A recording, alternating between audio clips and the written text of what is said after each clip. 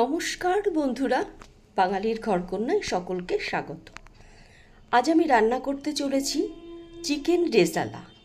ভীষণ সহজ পদ্ধতি এবং বেশ কম সময়ের মধ্যেই এটা তৈরি করে নেওয়া যায়। তাহলে চলো এবার দেখে নেওয়া যাক কি কি দিয়ে আর কিভাবে আমি এই রেসিপিটা তৈরি করছি। এই রেসিপিটা এতটাই টেস্টি যে রাত্রিবেলা এইটা শুধু এক পিস খেলেই কিন্তু তোমার খিদে সম্পূর্ণ হয়ে যাবে।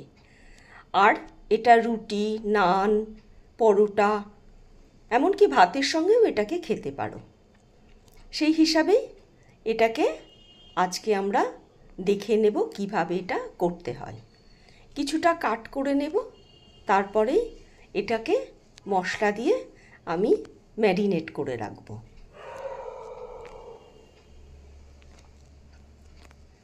ঠিক এইভাবেই কাটটা করে নিতে হবে। এখানে তোমাদের একটা কথা বলে রাখি, আজকে তো ব্রয়লার চিকেন পাওয়া যায়, মানে আজকালকার দিনে। আমরা যখন ছোট ছিলাম তখন এই ব্রয়লার চিকেন পাওয়া যেত না, তখন কিন্তু দেশি মুরগি পাওয়া যেত। তো আমাদের বাড়িতে দেশি মুরগি রান্নাঘরে তোলা হতো না, অর্থাৎ রান্নাঘরের বাসনে এটাকে নেওয়া হতো না। আচ্ছা, এখানে নিয়ে নিলাম 1 টেবিল চামচ পোস্ত, 1 টেবিল চামচ চারু মগজ, 1 টেবিল চামচ সাদা তিল আর 10 থেকে 12টা কাজু বাদাম। এটাকে আগে শুকনো আমি পেস্ট করে নেব। তারপরে যেটা বলতে যাচ্ছিলাম যে সেই কারণেই বাড়ির বাইরে একটা উনুন রাখা হতো আর রাখা হতো কিছু বাসনপত্র, সেইখানে রান্না করে কলার পাতায় খাওয়া হতো। কিন্তু এখন আর সেগুলো নেই। এখন প্রত্যেক বাড়িতেই মোটামুটি রান্নাঘরে চিকেন রান্না হয় আর তার সঙ্গে খাওয়া দাওয়াও হয়। নিয়ে নিলাম এখানে 1 ইঞ্চি আদা, বেশ কিছু কাঁচা লঙ্কা আর রসুন, আর নিয়ে নিলাম এখানে দই। 4 টেবিল চামচ মতো দই এখানে রয়েছে। এখানে কোনো জল ব্যবহার করব না, এটাকে একটা স্মুথ পেস্ট বানিয়ে নেব।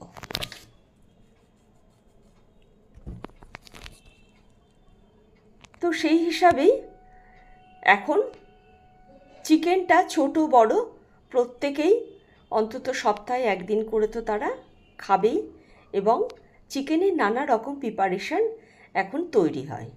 তখন কিন্তু এত প্রিপারেশান ছিল না, হতো যেগুলো রেস্টুরেন্ট বা হোটেল সেইভাবে। বাড়িতে কিন্তু এইভাবে নানান ধরনের প্রিপারেশান চিকেনের কখনোই তৈরি হতো না।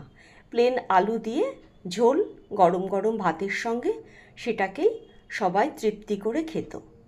দিয়ে দিলাম 1 টি চামচ লবণ,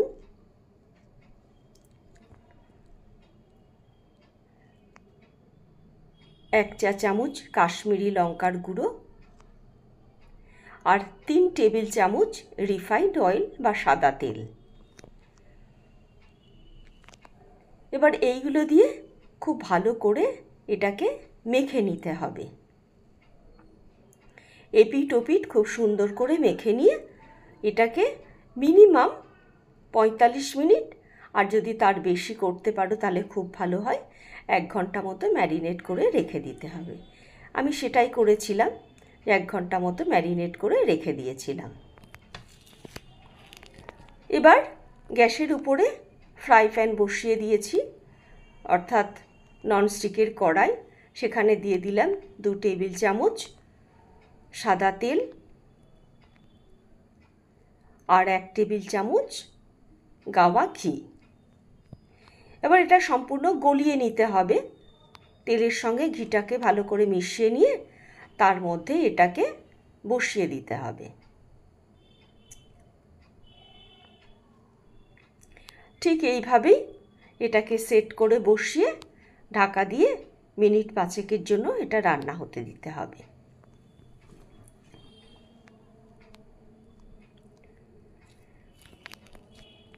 হয়ে গেছে 5 মিনিট। 5 মিনিট পর ফিরে এলাম। এবার এটাকে আবার উল্টে দেব, অর্থাৎ দুটো সাইডই কিন্তু এটা ভালো মতো ভাজা হবে।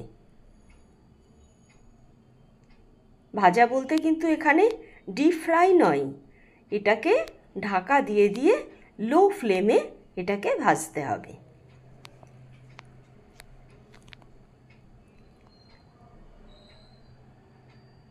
আবার এটাকে উল্টে পাল্টে ভালো করে একটু ভেজে নেব।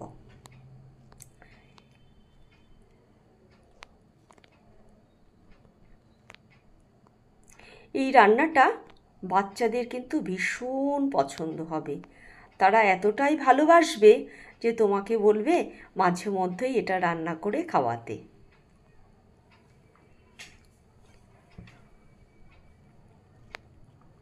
এই যে এক্সেস যে মশলাটা ছিল, অর্থাৎ ম্যারিনেট করার পরে আমি চিকেনটা তুলে নেওয়ার পরে যে মশলাটা ছিল, সেই মশলাটা আমি এখন এর মধ্যে মিশিয়ে দিলাম। আর এর সঙ্গে কিছু মশলা আমি অ্যাড করে দেব। দিয়ে দিলাম সামান্য একটুখানি জল, 1 টেবিল চামচ। দেখো এখানে হাফ কাপ দুধের মধ্যে আমি একটু জাফরান দিয়ে এটাকে ভিজিয়ে রেখেছিলাম। এবার এটা এর মধ্যে দিয়ে দেব। এটা কিন্তু অবশ্যই দিতে হবে, না হলে কিন্তু রেজালাটা ভালো হবে না। দিয়ে দিলাম হাফ চা চামচ কেওড়া জল,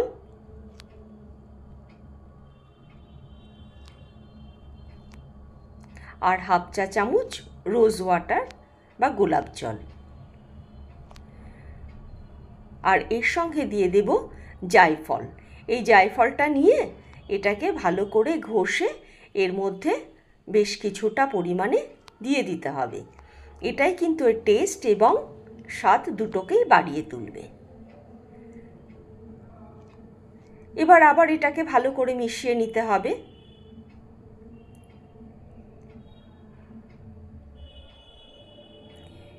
এই রেজালাটা যখন রান্না করেছিলাম, রান্না করে যখন ছেলেকে খেতে দিলাম, সে এতটাই খুশি হয়েছে যে বলার কথা না।